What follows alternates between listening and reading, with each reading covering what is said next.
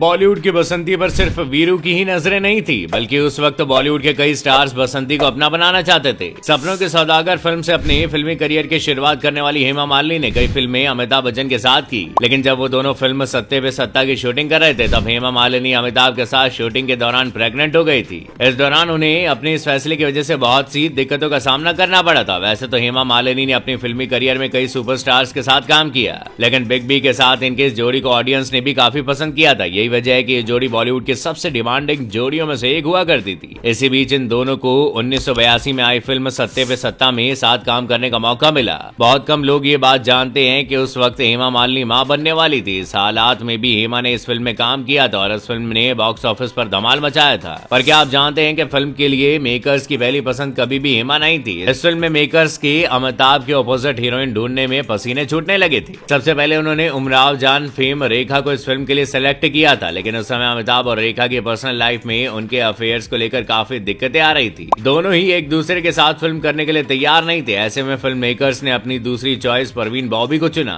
लेकिन परवीन को इस फिल्म की कहानी बिल्कुल भी पसंद नहीं आई और उन्होंने इस फिल्म को करने से साफ इनकार कर दिया था। परवीन से ना सुनने के बाद जब मेकर्स को कोई रास्ता नजर नहीं आ रहा था, तब अमिताभ ने खुद हेमा मालिनी का सजेशन दिया और उनका आइडिया सभी को पसंद आया। फिल्म के लिए हेमा को फाइनली साइन कर लिया गया और कुछ दिनों बाद फिल्म की शूटिंग भी शुरू कर दी गई। एक तरह से ठीक भी था, क्योंकि परवीन अगर मना नहीं करती तो इस फिल्म में अमिताभ के ऑपोजिट हेमा को कास्ट नहीं किया जाता और ना ही फिल्म इतनी हिट होती। लेकिन जिस वक्त फिल्म की शूटिंग चल रही थी, उसी वक्त खबर आई कि हेमा प्रेग्नेंट है। ये एक तरह से खुशी की भी बात थी और गम की भी। खुशी की इसलिए क्योंकि पहली बार हेमा मां बनने वाली थी, और दुख की इसलिए क्योंकि ऐसे में उनके लिए फिल्म की शूटिंग को कंप्लीट कर पाना बहुत मुश्किल होने वाला था और उस सिचुएशन में हेमा को बहुत ही ध्यान से काम करना पड़ रहा था। इस फिल्म के गाने परियों का मेला में शूटिंग के दौरान हेमा मालिनी का बेबी बम साफ तौर पर दिखाई दे रहा था, जिसे छिपाने के लिए उन्होंने शॉल ऑर्डर रखी थी, लेकिन इस शॉल से भी वो अपना बेबी बम छिपाने में नाकामयाब रही। ऐसी कंडीशन में हेमा मालिनी ने फिल्म के मेकर से खास गुजारिश की थी कि उनके ज्यादातर शॉट्स क्लोजअप से लिए जाए ताकि उनका बेबी बम्प ना दिखे। इतनी सूझबूझ के बाद भी फिल्म की शूटिंग को कंप्लीट होने में बहुत ज्यादा समय लग रहा था। जैसे जैसे हेमा मालिनी की डिलीवरी की डेट नजदीक आने लगी, उन्हें शूटिंग बंद करनी पड़ी और साल भर के लिए फिल्म की शूटिंग पर ताला लगाना पड़ा। उस समय ही उन्होंने अपनी पहली बेटी ईशा देओल को जन्म दिया था। साल भर के ब्रेक के बाद फिल्म की शूटिंग दोबारा शुरू कर दी गई और जब फिल्म रिलीज हुई तो सुपर डुपर हिट साबित हुई। हेमा और अमिताभ ने कई फिल्मों में साथ में काम किया।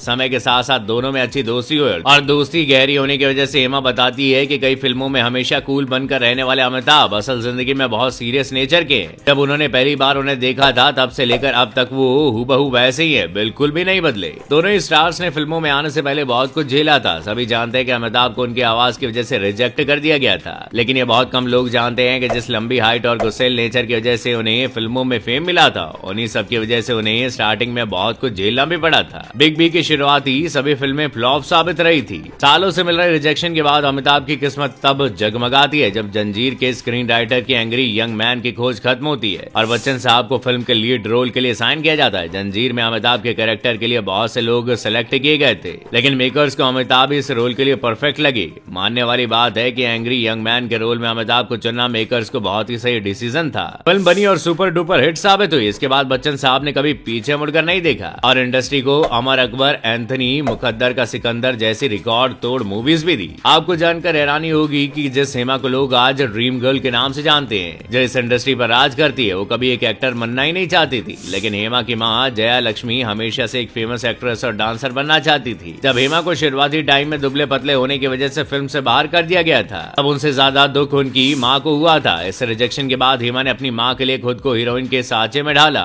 और आज वो इस इंडस्ट्री में एक जाना माना नाम भी है। जिस हेमा ने अपनी फैमिली के लिए इतना कुछ किया, उन्होंने जब धर्मेंद्र से रिश्ता जोड़ा तो उन्होंने अपनी फैमिली की काफी नाराजगी बर्दाश्त की, लेकिन हजार मुश्किलों के बाद भी हेमा आज एक सक्सेसफुल एक्ट्रेस है जो आज $60 मिलियन की नेटवर्थ कैरी करती है।